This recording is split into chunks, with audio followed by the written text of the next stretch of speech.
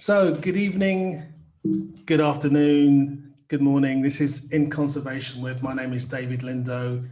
This is sponsored by Leica Sport Optics. And today, I have a young lady by the name of Ruth Weaver, who may not be known to many of you, but as I said before, I think she will be.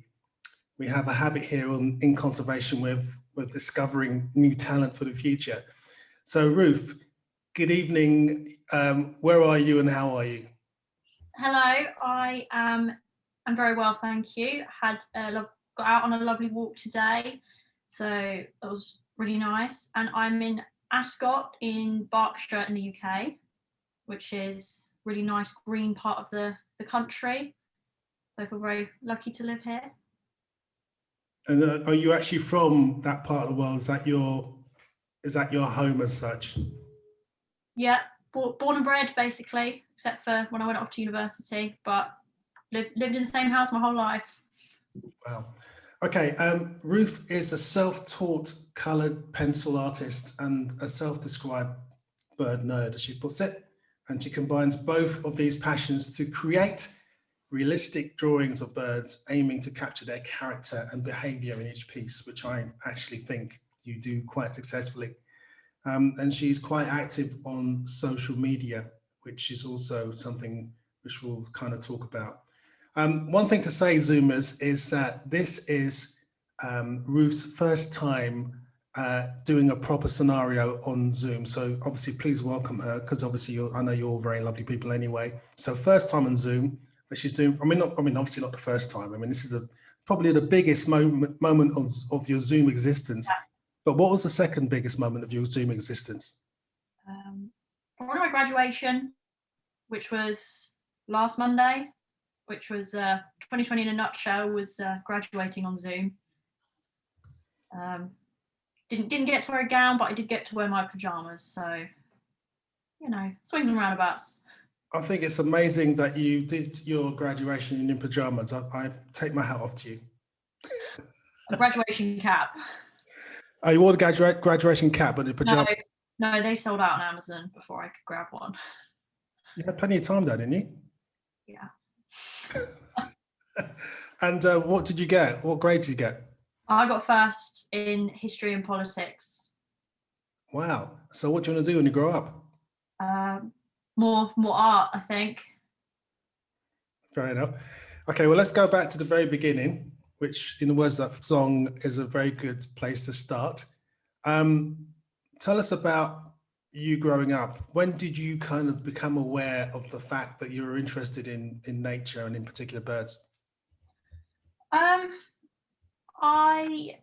think I was influenced quite heavily by my grandparents. They live in Cornwall, so they lived in a really nice, proper rural location. And they had this wonderful set of books, and I've got one here actually. I don't know if any of you are a fan of the Reader's Digest, and it is full of these colour plates. Is this a gull? Maybe it's a little gull, I don't know. And I used to sit at my grandparents' house when I was sort of six or seven maybe, and just copy them out of the book with my sort of Crayola.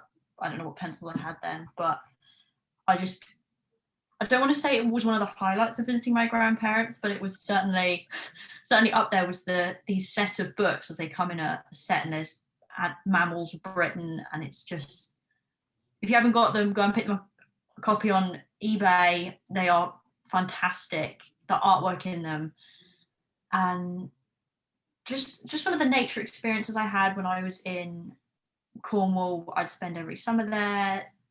I remember seeing a weasel run across the driveway, which is the only time I've ever seen a weasel. Just trying to think.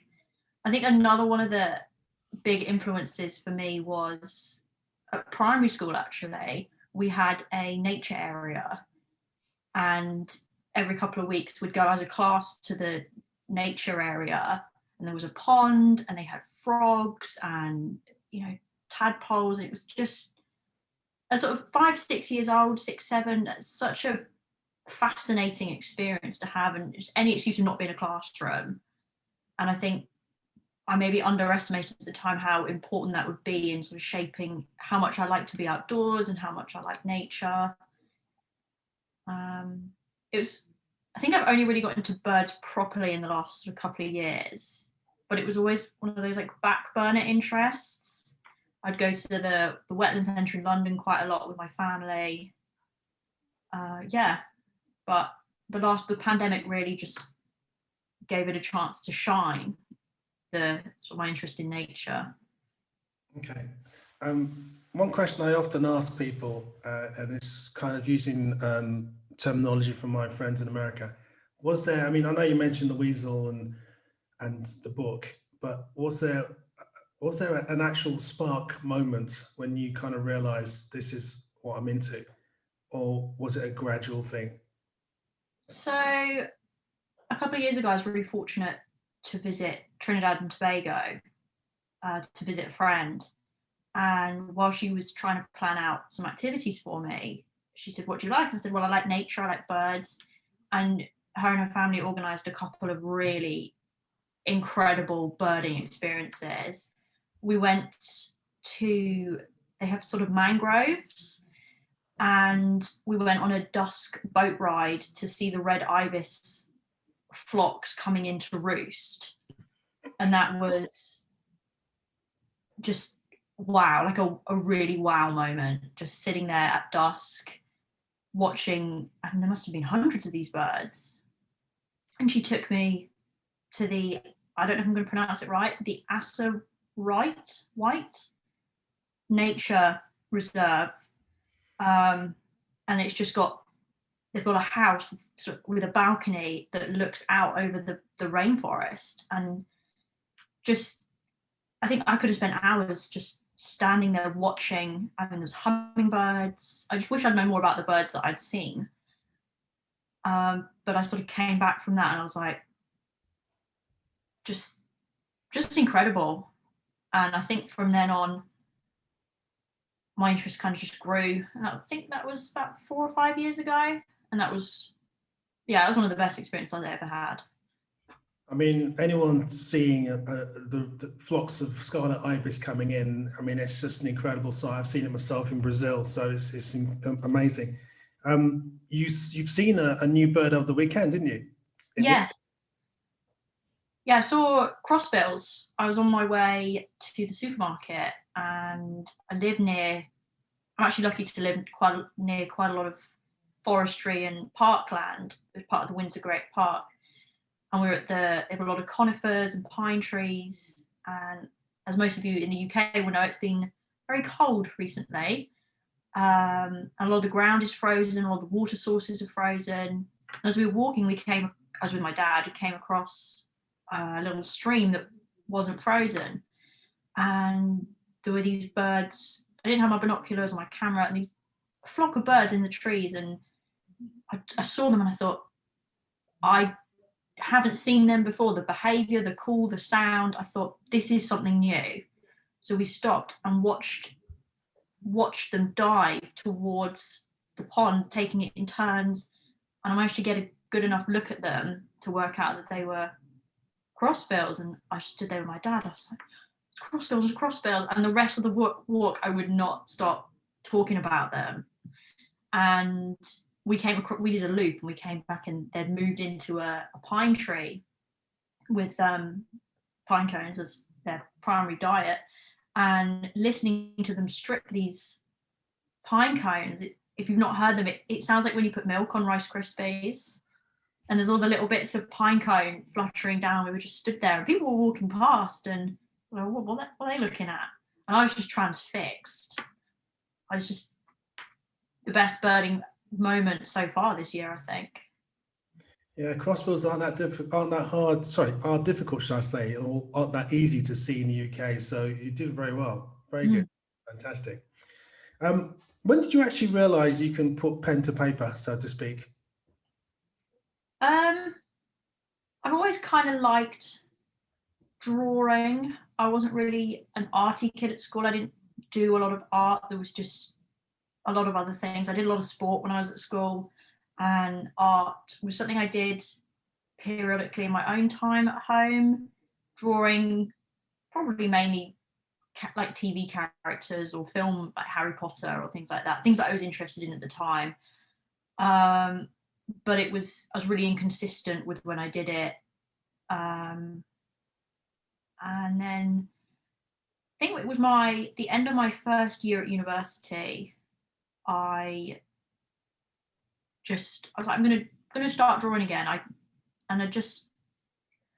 For the next sort of 2 or 3 years, I did it on and off. I did a couple of commissions for people that I knew who were like, oh, it's my friend's birthday, could you draw X, Y, and Z? And they were, they were okay. I look back and I think they were progress pieces. I had to do them in order to get to where I am now.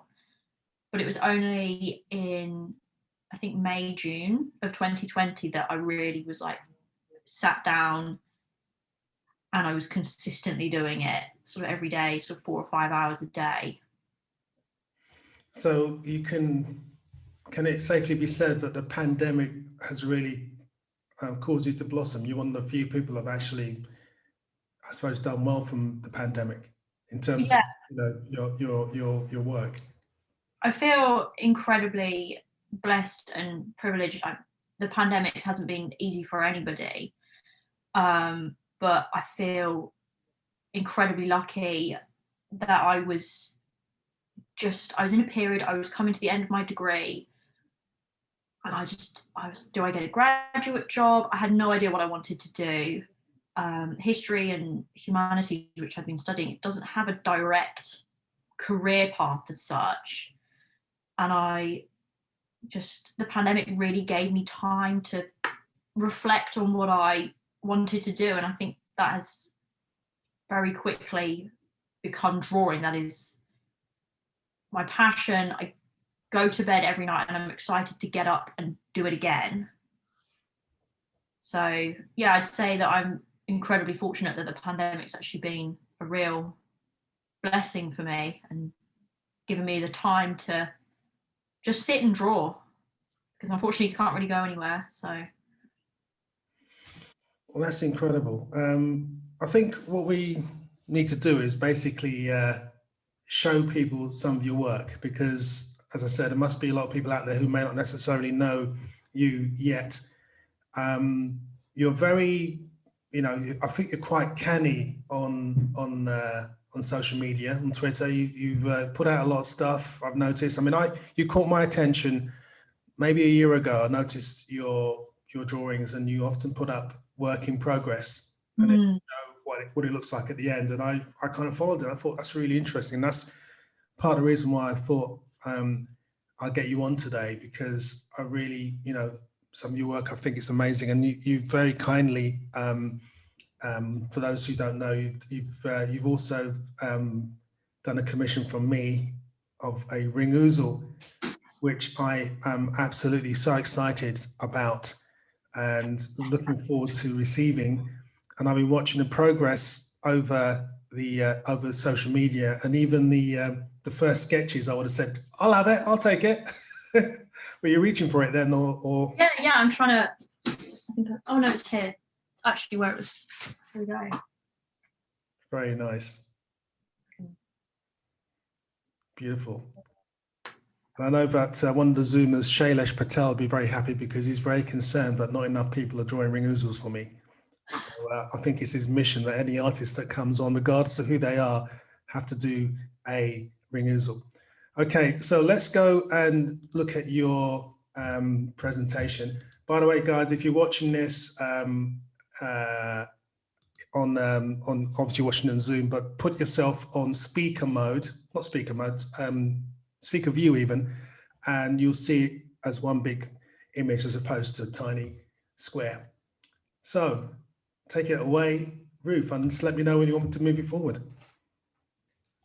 Right, so this is just a PowerPoint I put together with some pieces of work that I think I'm most proud of over the year.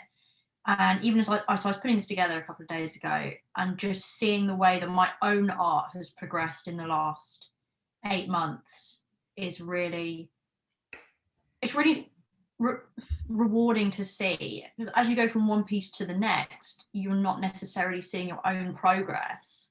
But when you look back and compare, you think I've improved, what would I do differently? And I think that's nice. So yeah, first slide please.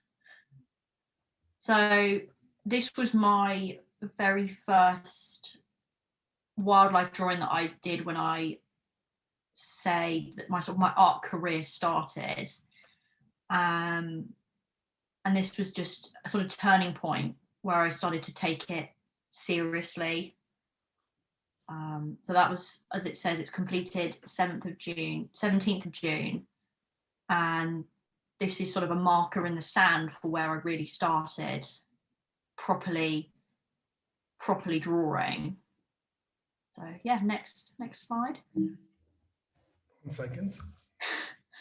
There you go. This was a real challenge. There was a lot of, with my pieces, I was thinking, what can I do to challenge myself? What haven't I done before? And the nuts in the feeder was a real, it was quite a challenge, but it really suited the way that I work. I like to work in very, very small sections, 1 square at a time. And this was my first attempt at a background.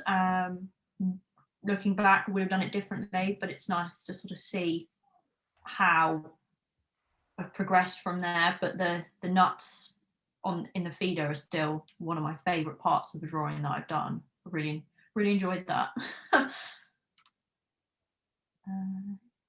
And this was one of the first pieces that I ever sold as a wildlife original rather than a commission, which was really exciting that somebody bought this. Somebody has this original in their house. Just sort of still blows my mind a little bit that people buy it. And I went on to sell some prints of this as well. So all across the country, there's a couple of nuthatches on feeders. How long did it take you to paint this? I would say probably about 30 to 40 hours, as it's A4 sized, all in colour pencil. So yeah, I'd say about 30 to 40 hours, probably 25 for the feeder, 10 for the bird, and then another 5 for the background. I hope that adds up to 40. If there's any mathematicians out there, feel free to correct me. This is I think this is still my favourite piece. I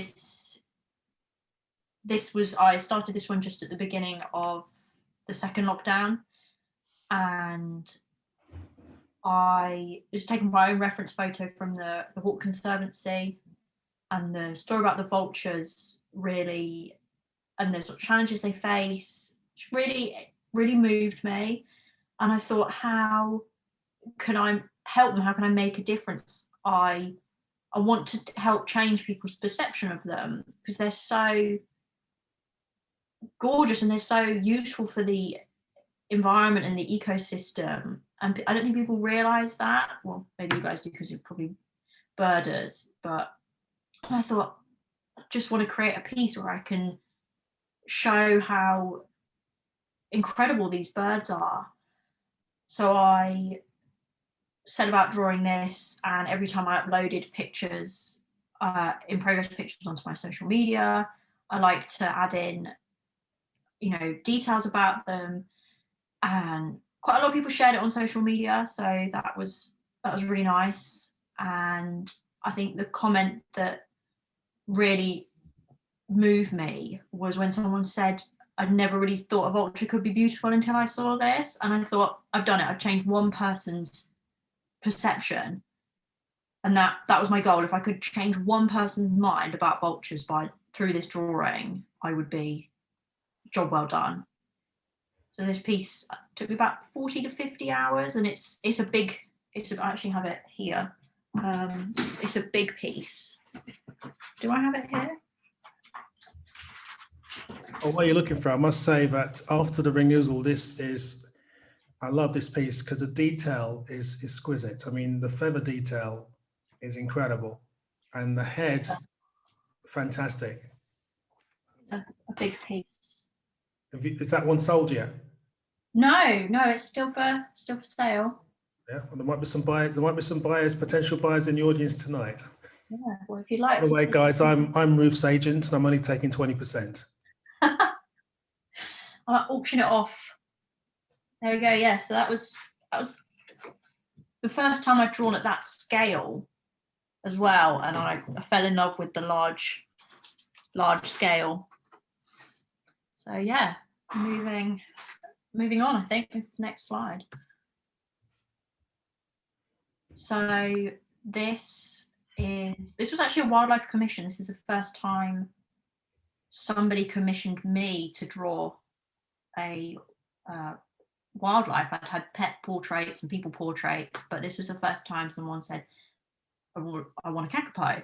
And this was completed just off the back of kakapos winning Bird of the Year in New Zealand. So there was quite a lot of kakapo hype on social media, and it was a real challenge because it's only A4, so it's half the size of the vulture, and you can see all the brown sort of details. I actually bought a magnifying glass to complete this, and it was sort of my savior, really. One of those ones with a light on. I felt like my mum when she does her crochet. But I think this was the piece that really not that my name's really out there, but it did give me a bit more of a platform. It was shared quite a lot by some of the rangers who work with the kakapos in New Zealand. I sold quite a lot of prints as well. What was really nice about this one is that I decided to donate 10% from every print to the kakapo recovery program as well. So that's really nice. Yeah, and keep watching. There is another kakapo coming up. I feel like I've made a bit of a name for myself as the girl who draws kakapos. You are the kakapo artist of the world, yeah? Yeah. Not a lot of people are drawing them, and I think what inspires me a little bit when I'm thinking about what to draw is what's nobody drawing. I like with birds, I think the more weird and wonderful, the more I just want to draw them. Like the vulture and the kakapo, and later on the hen harrier. Just the more obscure, the more I love them. So this was my second or third attempt at trying pastel. This is a pastel piece.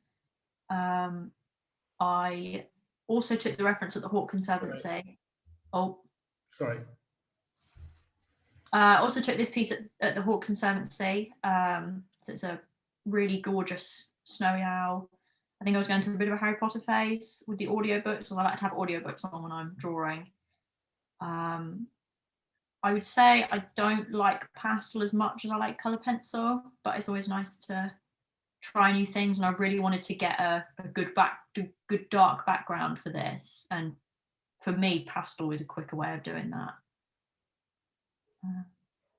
Next one. Okay. Oh, so this was, I think, my longest piece to date. This is a huge piece as well. This is the sort of I think I had it here as well. This is a large piece. I don't know if you can hold it back.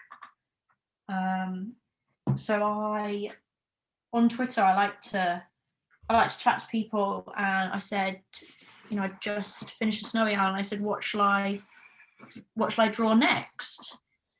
And a lot of people said hen harrier, and I'll be honest, I didn't actually know a lot about them. I'm still quite a novice birder, and I thought let's get a hen harrier on paper. And I tweeted that I was going to do it, and it was actually really lovely because the people behind Hen Harrier Action and Hen Harrier Day were really sort of on board with it. They approached me and they said, you know, do you need any reference photos? And they managed to get me a great reference photo from the RSPB. It was actually of a female hen harrier. So this piece doesn't actually really have a reference photo. It's just sort of all imagination and sort of relying on my own knowledge of bird anatomy, because unfortunately with the hen harrier there aren't that many pictures out there of them. They're quite elusive and shy. So this was a real challenge because I normally work directly from a reference photo. So this probably took 50 to 60 hours in the end. But yeah, I learned a lot with this one in terms of backgrounds, mainly that I will not be doing them anytime soon. I prefer the look of a bird just on its own, with maybe a little bit of branch or leaf or ground for context. But this piece is probably up there with one of my favourites. Yes, it's quite a beautiful piece because it's a little bit stylized for me as well, which is a good thing. Because you've given it reference of the moorlands, and I think, and again, you know, the feather detail, you can tell you've got a bit of a style, because it's not often you see birds illustrated where you can actually see the filaments on their feathers, especially on this one, on this neck, and in previous ones on their faces. So it's quite an interesting attention to detail you have. Yeah, I think the more detail I can put in, the more I enjoy the piece. The heather, I didn't have any reference photos, so I, in between lockdowns, miraculously managed to get out somewhere not too far from me, and me and my dad went scouting for some heather that would look nice in the drawing. So there's lots of me crouching on the floor trying to get the angles in. Had a bit of a photo shoot with some local heather. We get some reference photos for that. So yeah, I like that it looks a little bit like a tapestry, maybe. So it's a little bit different from what I usually draw. Okay. So this is my latest one. He has just gone off to his new home in Vienna. And this, I mean, I love drawing kakapos. Just the feather detail and the expressions in their faces and the way they've got the feathers around their beak. I just love it. This was another large drawing. So A3, if you're not in the UK, that's 12 by 16 inches. And this was I changed paper to do this one because the paper I normally use I can't get hold of anymore. And really just, this one was I feel like every drawing's been a learning curve, but this one especially was such I call it a labor of love. It was, I mean, I think probably 70 hours maybe. Each berry sort of was 45 minutes to an hour just on each berry. But it was great to draw the kakapos again, because as soon as I finished the first one, I thought, oh, I want to draw another one. And it's actually the same bird, all the kakapos. There's only 206 of them now, unfortunately 2 have passed away. They all have names. And Kenneth is this one and the other one. So someone said, why did you name him Kenneth? Well, I didn't name him. That's who he is. Yeah, they've all got names, which I think is really lovely. Yeah, I think the next slide's about my postcards. Oh yeah. So this is something I started whilst I was doing Kenneth, because I wanted to have something that I could do alongside Kenneth, because the way I work, I find it quite difficult to do one project at once. I like to have things that I can swap between. So I thought, what can I do to just on the side? So I started these little postcards. So they're only like sort of 6x4, and I did the stone chat, and that I put it on social media, and was like, well, you know, if anyone wants to buy it, and it generated quite a lot of interest that I was not expecting, and from that just sort of snowballed, and I thought, let's roll with this. I mean, anybody else want a postcard? And I got some great requests for birds that I don't think I would have drawn otherwise.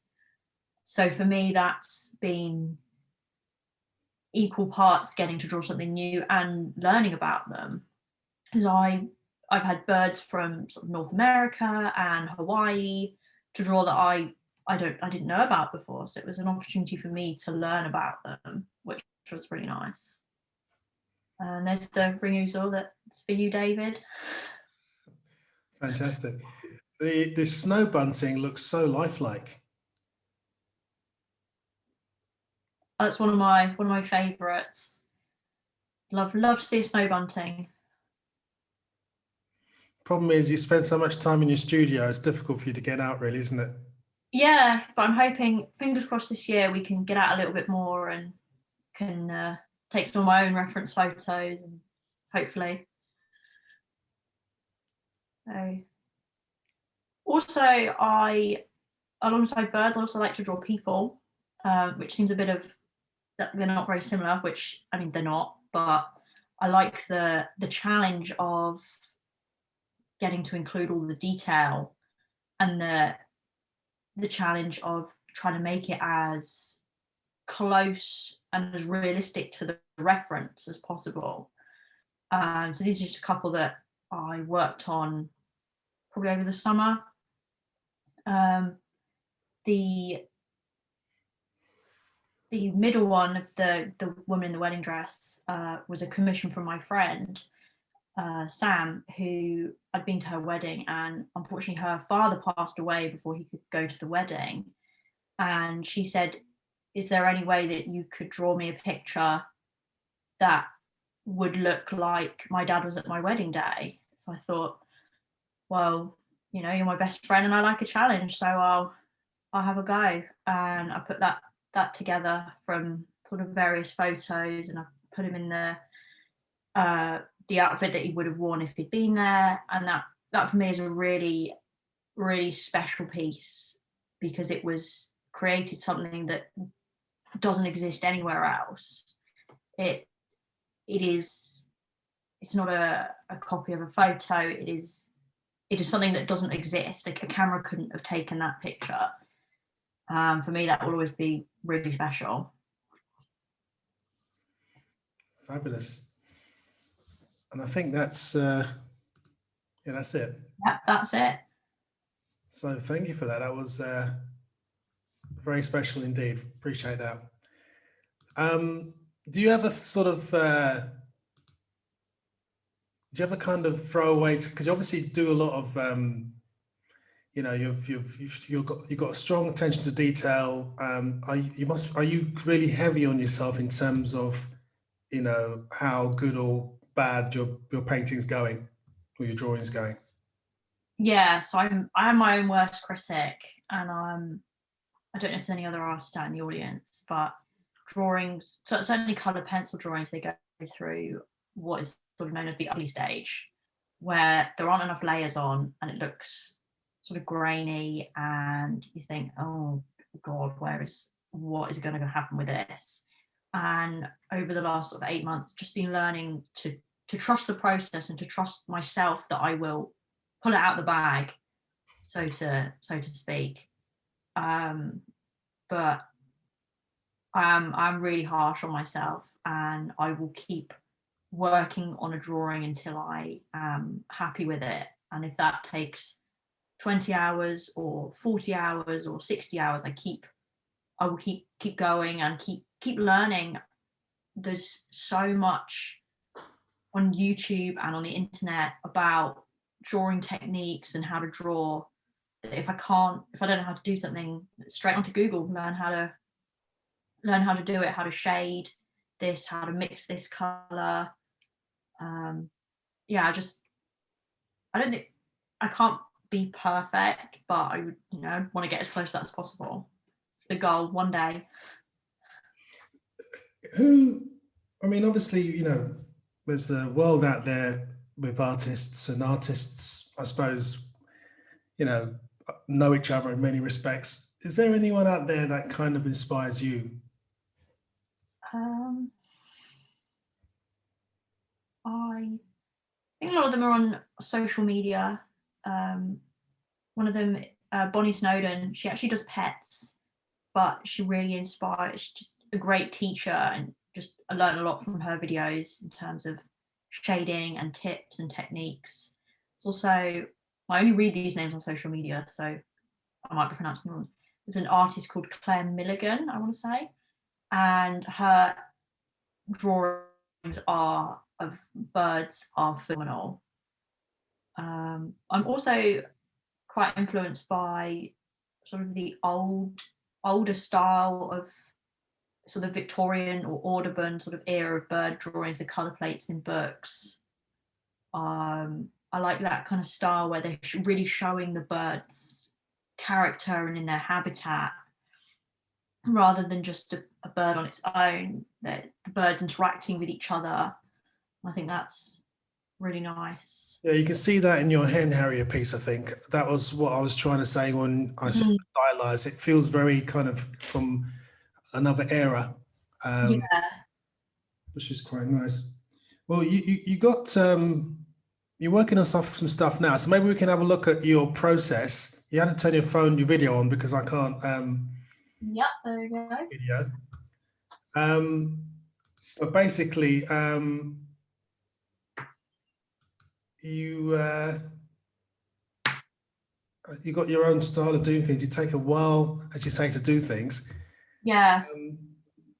So what are you working on now, and how long have you been working on it whilst I try and find your phone to actually show the viewers?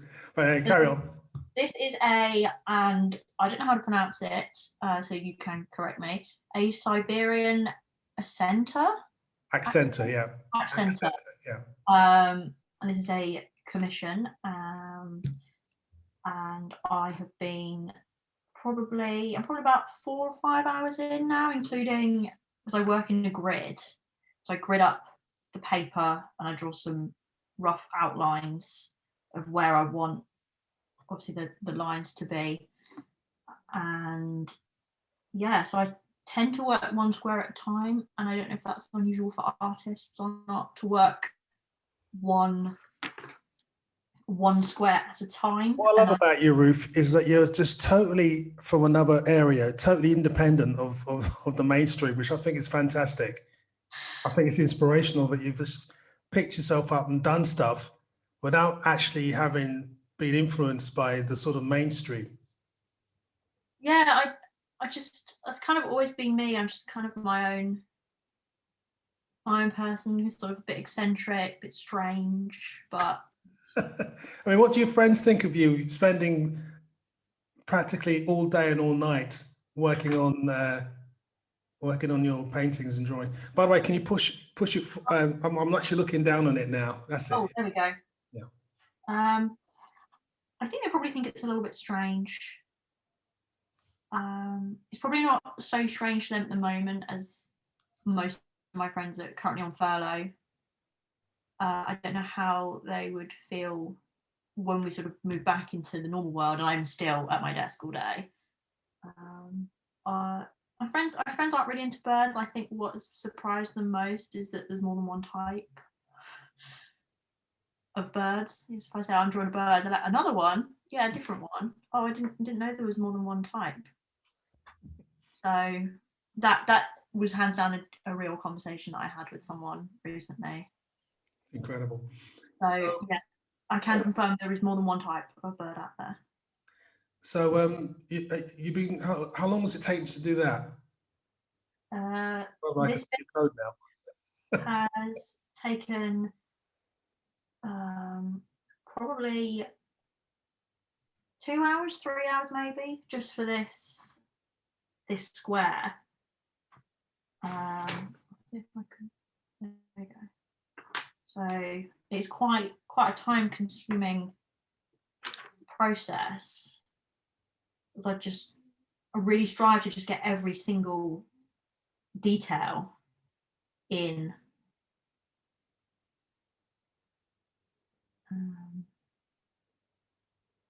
Which is what I love about the larger drawings, is there's opportunity to get all that detail and all the tiny feathers. Those birds are just so varied and so intricate in their patterns.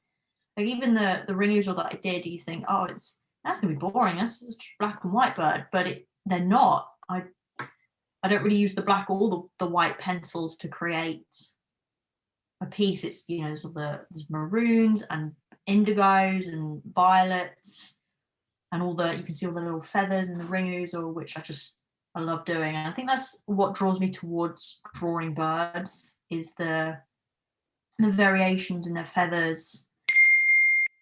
Sorry, that's fine. Variations in the feathers, and all the colours. Like this one is this is a Siberian accenter, and I love the yellow in it. So yeah. Okay. There's a question here from Deborah's iPad. Hi, Deborah's iPad. You might as well come on, Deborah, if you can. Hi, yeah, sorry. One day I'll change the name of my iPad.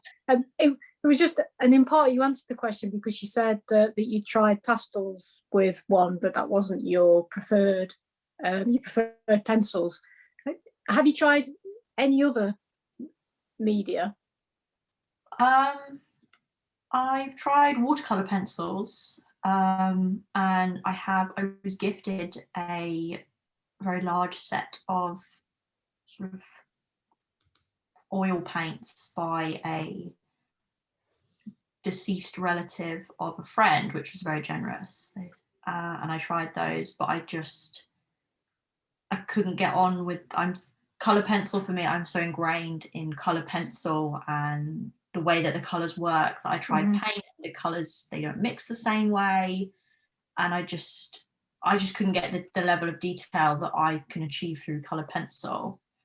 But I would like to try a little bit more pastel, but I think color pencil is my true love. Great, thank you.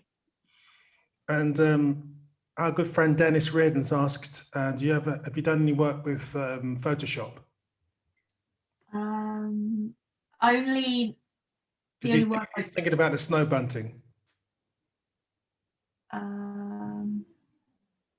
That was the only work I do in Photoshop is when I edit when I take a picture of my artwork, and then I would make sure that it looks I've got the color balance right to put it on social media, but I don't use Photoshop for anything else.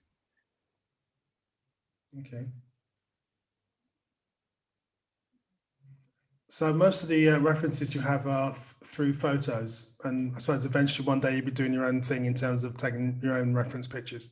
Yeah, I would like to be able to get out more and get some of my own reference photos. Unfortunately, that hasn't been possible this year, but I'm hoping that maybe this year get out more and see some more. Oh. Okay, so we're back on looking at your image. So how long do you say it's going to take you to do? I'd say it's probably take me about 40 to 50 hours, I would say. Although there's quite a lot of white space, so I don't know. Yeah, I'd say I'd put a ballpark figure of about 40 hours. Okay, and do you always start with the head? I mean, I know it's probably a stupid question, but I'm not an artist. I always start with the eye. I think the eye is, without sounding cliche, the eye is the window to the soul. And I think I would feel just, you really get a feel for the bird or the animal or the person that you're drawing when you draw the eye. And if the eye looks good, it sort of carries the rest of the drawing. But what I wouldn't want is to spend 30 hours on a drawing and then get to the face and it not look right, which just for me seems a bit backwards. I can't really liken it to anything else. For me, it would be kind of like icing the cake without having made the cake. Fine. So I think the face really makes or breaks a piece, I think. Yeah. Mike Howard's asking, what brand of pencils do you prefer? It's a good question. I like the Caran d'Ache Luminance. I don't know which camera I'm looking at. You're right there. Yeah. Yeah, Caran d'Ache Luminance. That's what I use a lot for my base colours. They go down really lovely. They're really smooth. And then I like the Faber-Castell polychromos because you can get them to a really, really sharp point. So I like the dark sepia, just because it just seems to appear in every picture that I do, and it's just a great color, and it just, I don't know if you're not an artist, I don't know if you'd really appreciate just how well it just goes down. It's just so smooth when it goes down on the paper. So yeah, I recommend the polychromos and the Caran d'Ache Luminance. Okay. And Aaron Meyer was asking, are you planning to do any drawing workshops? Do you do stuff? Do you do YouTube things or? No, not yet. I haven't really thought about that. I don't know whether that would be something that people would be interested in. I know from watching other people do a lot of YouTube and tutorials and things that it takes up quite a lot of time and effort into editing videos and putting together really good quality tutorials. And at the moment, I'm so in love with the process of drawing that is what I want to be doing most at the moment. But maybe in a little while, I feel like I have so much more myself to learn before I pass it on. So I'm still learning. Well, we're enjoying watching you learn. Have you any species that you'd be interested in drawing next? And also, in conjunction with that, there's a question from Sean Moore, who's asking, do you have any plans to do any waterfowl or waders? That's actually going to be one of my questions on Twitter this week. Was I do want to draw a wader next, but I mean I like them all. So which one? I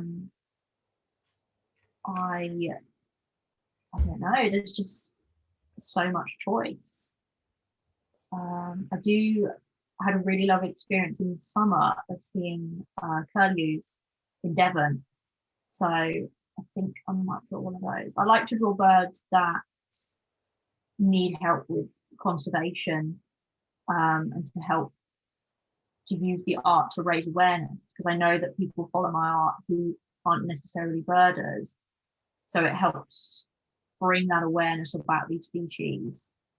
Like the kakapos, a lot of my friends and family, they'd never heard of them. What is this bird? So it helps to introduce these endangered species to people that might not be so in the know about birds. And that's the thing. I think you are a great educator for those people. You're a great conduit, because in the conversation we've had today, it's clear, because you are in many ways an outsider, and I mean that in the nicest possible way, because I think I'm like you, actually.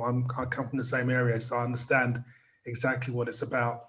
You are a great way of people learning about nature, because they see you as their mate who happens to like birds, And, as your friend said, I didn't realize there's more than one type of bird, and then you are educating them. And, I've had similar stuff myself in terms of, people not realizing that I was interested in birds and being sort of, quizzing me almost, Yeah. okay, well, let me ask you a question then, and then only then will they believe you. Yeah. And you are very, in many ways, unlikely.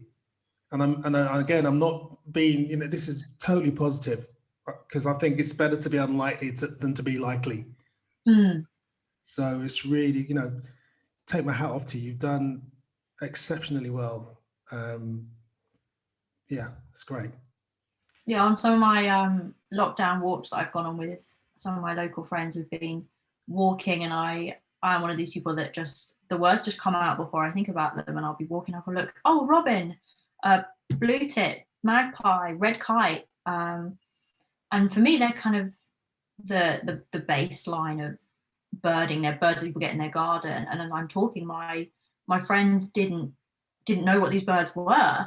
They had pigeon, tick, that's it. And as we're walking, I'll be like, oh, look, a robin, or the robin singing, or if you can hear that, that's a great tit. And then over time, it just like a little waterfall. I had a friend message me, she went, oh, I was down at the park today and I saw a mallard. I was like, yes, a bird. You did it. She didn't just say there were ducks. She went, there's a mallard, and I was so proud. That's fantastic. A proud moment. So, yeah, that is totally great. What is your favorite bird? Oh my gosh.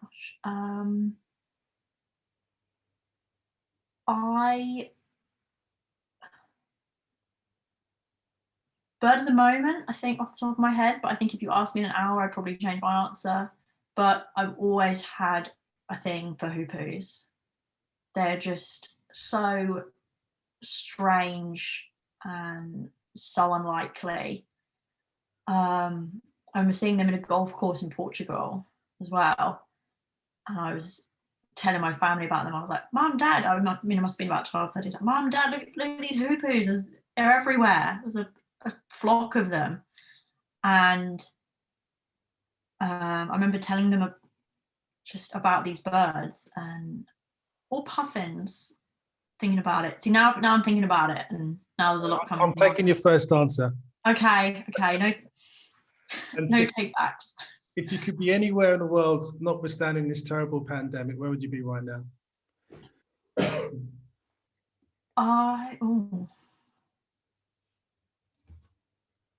I'd love to go back to Trinidad and see the hummingbirds again, and the scarlet ibis. Also, not that you're taking my second answer, but anywhere there's puffins. Well, what were you at the moment, that would probably be the Atlantic, so might be a bit cold. Yeah, might be. Okay, Zoomers, just let you know that this coming Thursday, we've got Kirsty Franklin, who's going to be here talking about virtual bird counting. She's studying petrels on Mauritius, and she wants you guys to be involved using the modern conveniences of the internet. So please come along. And that's this Thursday at 7:00 GMT. On Monday next week, we've got Alice Tribe. I've known Alice for many years now. She works for BirdLife Malta, and she's talking about the sad story there when it comes to the hunting and what she and others are trying to do to stop it. One of the big takeouts from that will be that she wants to encourage more of us to go to Malta and not boycott, but we'll find out more next Monday, again at 7:00. And also on Thursday, the 4th of March, we have a man that I've known now for a few years, and some of the more hardcore birders know of him because he puts a lot of stuff on social media, particularly Facebook. His name is Silas Olofsson. He lives on the Faroe Islands, and he's going to be talking about birding on those islands. Obviously, the Faroes are quite controversial, I suppose, in the same way in many respects as Malta. But he'll be talking about what it's like to be a birder there. And I've actually birded there myself, so I kind of know that it's a make or break type place. But we'll talk more about that on March the 4th. Okay, Ruth, listen, you know, I invited you on. I didn't know, we've never met before. I've seen your work. Literally, I asked you to do a ring ousel drawing before even asking you to come on. In fact, in the same breath, asking you to come onto this as well. But I've been left very touched by your humanity and your kind of love for nature and your conservation thoughts, really. I think you're very inspirational, and it's great that you are turning the heads of people, the most unlikely people, because you are from that stock, and that's great. We need people like you to spread the word, as well as the more conventional type of conservationists. So I'd like to thank you very much, Ruth, for being here today. And to, you know, your first big moment on Zoom, first of many, I'm sure, and I hope you've enjoyed it, but thank you very much for coming along. Thank you. It's been a real pleasure to be on such a great show and to have such a lovely audience, and to meet you virtually, David and Maya. It's been really, really lovely to sort of, this is the first time I've really had the opportunity to talk about my art. So it's been a real privilege and a real pleasure. So thank you everyone for coming. And thank you to David for hosting, and for Maya for all the Zoom knowledge. Zoom policing. Zoom policing. Yeah, she's a police officer. Anyway, thank you again, guys. Thank you, Zoomers. It's really great to see you as ever. Really appreciate it. I hope to see you again real soon. Please take care of yourselves in this horrible time. And don't forget to keep looking up.